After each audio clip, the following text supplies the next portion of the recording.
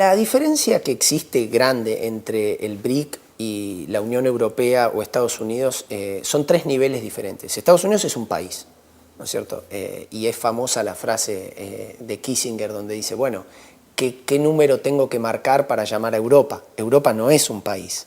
Entonces es una colección de países. El BRIC ni siquiera tiene una institucionalización internacional todavía, ¿no? Está en ciernes. O sea que creo que hablar de bloque de poder es prematuro por dos razones. Primero, porque no están institucionalizados, como uno podría decir, la OTAN, y tampoco porque no comparten amenazas comunes, ¿sí? Lo que son una instancia de coordinación de políticas públicas, eso sí. Con lo cual, el nivel de coordinación de políticas que tenga el BRIC depende de los intereses comunes. Como hablábamos, la crisis financiera del año 2008-2009, en la que todavía estamos, generó un set de intereses comunes en los cuales los BRICS todos se veían amenazados por los mismos problemas. El aumento de la representación en organismos internacionales como el Fondo Monetario Internacional es algo que todos los socios comparten. Entonces, en ese sentido, es un ejemplo de construcción de coordinación internacional. Lo interesante del BRIC es que hay panoramas sumamente diferentes dependiendo del área en la que estemos actuando. Por ejemplo, si estamos hablando de finanzas internacionales o de comercio internacional, los BRIC tienen intereses en común, particularmente el aumento de la representación en organismos financieros internacionales. Básicamente, los BRICS apuntan a ser el comité ejecutivo del mundo emergente, a ser la vanguardia de esta reconfiguración de la que hablábamos antes, ¿no? Porque justamente por tamaño y por escala son los más grandes en este proceso. En el plano militar o en el plano de seguridad la situación es completamente diferente. Entre Rusia y China existen conflictos, entre India y China también. Y no olvidemos que el RIC, Rusia, India y China particularmente, comparten una geografía que además es la más dinámica del mundo en términos económicos. Entonces hay intereses geopolíticos y realidades geoeconómicas que son divergentes. Que sean conflictivos o no va a depender del manejo diplomático que se haga en las capitales de estos países.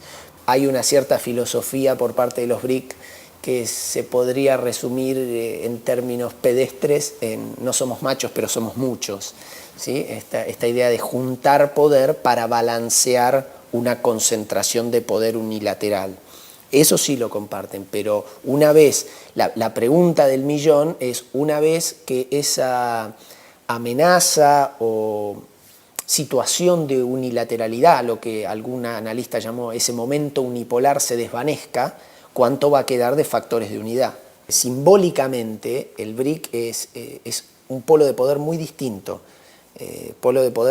cualitativamente. Nosotros estábamos acostumbrados a ver que el centro de poder estaba en Europa, hombres blancos, de mayores de 50 años, este era el mundo, digamos, estos eran los recursos de poder, concentraban poder económico, político, militar, financiero, y ahora uno ve las fotos son muy fuertes, y simbólicamente es una gran diferencia, ¿no? Este mundo negro, amarillo, marrón, lo digo en términos de los colores de la piel, que son tan distintos, que en otra época estaban condenados al subdesarrollo. No nos olvidemos que la terminología emergentes el término emergentes reemplaza a lo que antes denominábamos subdesarrollados.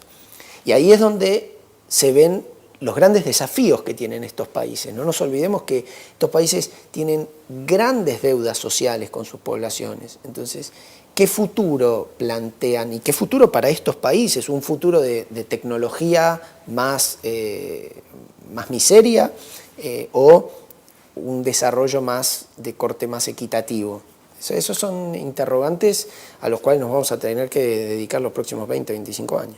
Por eso decía, es interesante porque así como tenemos múltiple diversidad en las caras de los líderes, también tenemos múltiples niveles. No nos olvidemos que de estos países, Brasil e India son las únicas democracias. Entonces, el panorama es mucho más complejo en cuanto a augurar un nuevo mundo más justo, ¿no? Ojalá, ojalá. Imaginar que Argentina pudiera ser parte algún día del BRIC es muy difícil. No digo que sea imposible, pero es muy difícil. La pregunta más interesante para la diplomacia argentina es ¿qué hacemos nosotros ante la realidad de un vecino BRIC? Porque el primer BRIC, el primero en términos de la letra, es Brasil.